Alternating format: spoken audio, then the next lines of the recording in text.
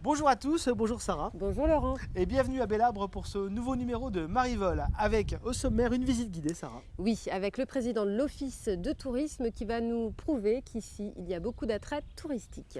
Quant à moi, je vous propose le portrait d'une responsable de la comédie belabraise qui va nous montrer un petit peu comment ça se passe dans les cours de théâtre ici. Et puis de l'économie aussi Laurent avec une petite entreprise, Jeannot Entreprise Métal.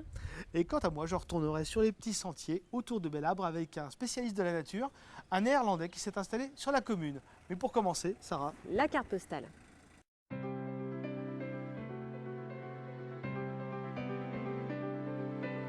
Cette semaine, Marivol fait escale à Belabre. Êtes-vous prêt à faire cette petite visite ? Blotti sur les coteaux dominants de la vallée de l'Anglin, le village se situe dans un environnement de bocage, de prés, d'étangs et forêts, caractéristique de la Petite Brenne, partie méridionale du parc naturel régional. À Belabre, il y a le vieux pont, qui ne manque pas de pittoresque avec ses nombreuses arches. Face à lui, le pont Neuf, qui date des dernières années du Second Empire. Parmi les monuments historiques, l'église de Jovard est très ancienne et a probablement été édifiée par les bénédictins de Méaubec. Ce bourg de 1050 habitants dispose de tous les commerces et services indispensables à la vie quotidienne et aux loisirs. D'ailleurs, l'Office de tourisme, une association de loi 1901, œuvre à rendre le village dynamique et attractif. Pour découvrir ce village, vous avez à disposition camping, terrain de golf et nombreux chemins de randonnée à faire à pied ou en VTT.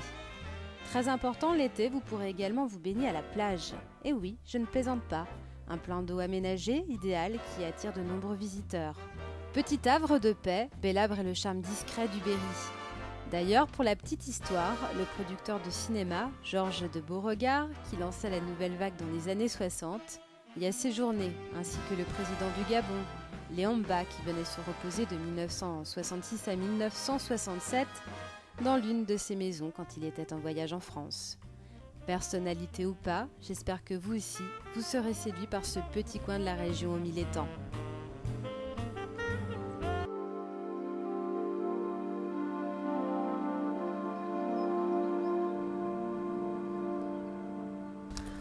Geert Engels, bonjour. Bonjour. Alors ce qui nous a amené vers vous, c'est que vous êtes ornithologue. Oui. Vous êtes installé ici en Brenne, à Belabre, depuis une dizaine d'années. Oui. Qu'est-ce qui vous, puisque vous êtes d'origine étrangère, néerlandais, Oui. qu'est-ce qui vous a amené ici? La Brenne, c'est très connu parce qu'il y a plus de nature, des oiseaux, mais aussi des plantes, les cerfs, la brame, les sangliers. C'est tout plus qu'en Pays-Bas. Ouais. Oui.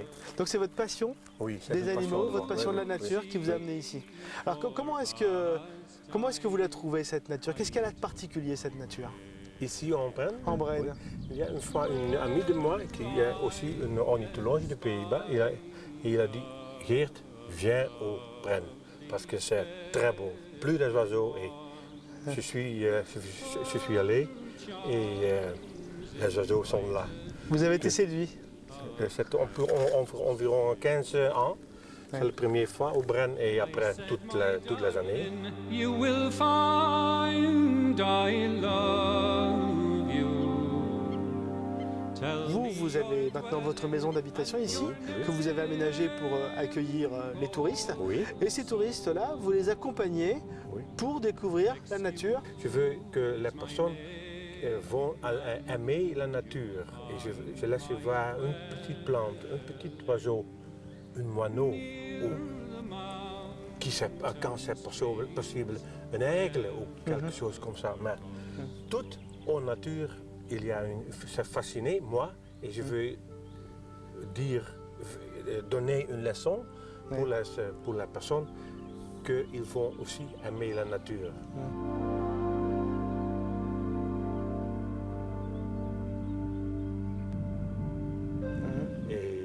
Ici, en Brenne, il n'y a plus de nature.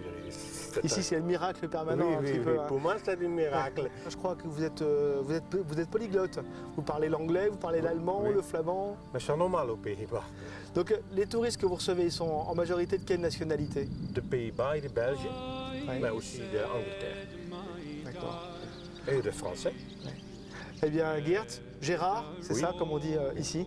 Merci beaucoup de nous avoir présenté votre travail, votre passion et puis la Brenne. On se reverra bientôt, j'espère.